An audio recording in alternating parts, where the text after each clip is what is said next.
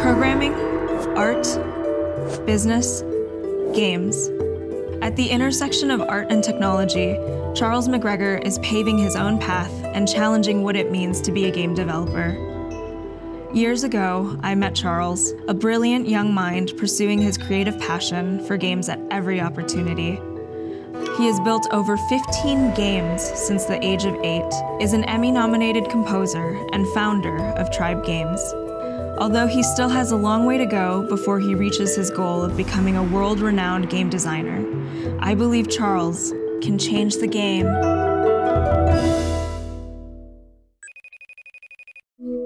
It's like, yeah, we're just talking. Sure. Yeah, I'm Charles McGregor. I am a programmer, musician, artist, and entrepreneur at Tribe Games.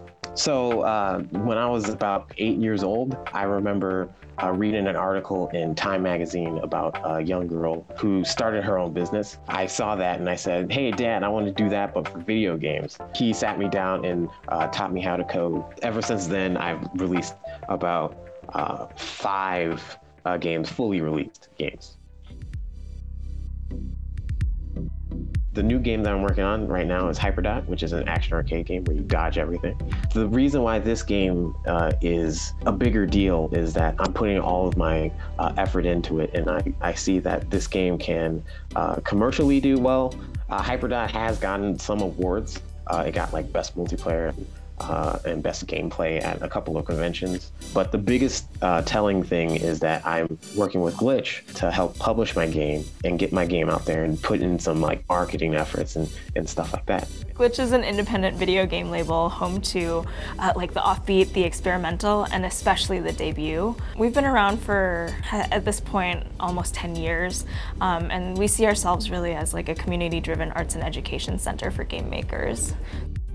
I came up with the idea of HyperDot because HyperDot originally was a research topic in school in a class that had nothing to do with video games at all. Like, this game was specifically for class. Like, he made this game instead of making a paper. And then we needed like a visual element, and they said no PowerPoints. So I was like, oh, this is a good time to pull out my game development skills. So I ended up making the topic on anti-piracy techniques in video games. So the dot was your game, and then all the enemies were pirates. Yeah, it was really reaching.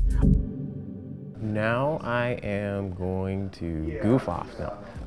So I've been working on trying to update some of this UI here, the user interface here, to make it easier to understand, easier to read. Before, there was a couple of problems with it where people didn't quite understand what was going on and why they were choosing things. And hopefully these new updates will make it so that, oh, this is what this means. Now I understand what's going on. So this is HyperDot. It's a action arcade game where you dodge everything.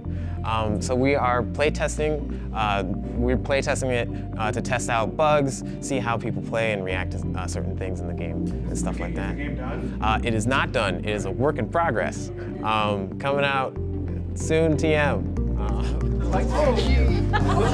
It's smaller. Yeah. It's like a couple lives. Oh, there's little power-ups. I like that. I won! What does it take for people to see you and see your game? I think that's a great question, and I think a lot of people are trying to figure that out because the platforms are really flooded. Kind of in a reality where video games have never been easier to get into because there are free tools, there are free things that you can utilize. You just need a computer in order to make the games. It's hard to get noticed. It's hard to figure out who your audience is and who your players are, especially when you're just first starting out. It can be really challenging.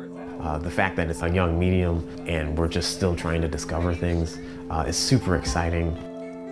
I do game development because it is the culmination of the passions in my life: art, music, programming, game design. All of these things coalesce into this amazing medium of video games. It's not just like a passive experience, it's an active one where you're actually trying to engage with the audience and saying, you take the reins, you craft the experience along with me.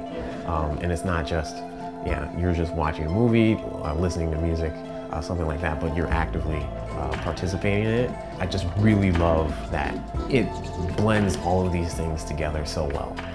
Hopefully I do inspire like people of color to pursue something in video games or in technology or something like that. But I do also think that I want to not only inspire them, but inspire everyone to be like, oh, hey, this is possible. Like, hey, it's possible to create a game on your own. Or, hey, it's possible to use these tools. You don't need a whole lot in order to start. I started on my dad's old, like really, really old computer. One of the top things that I want to do is show that video games are an art form.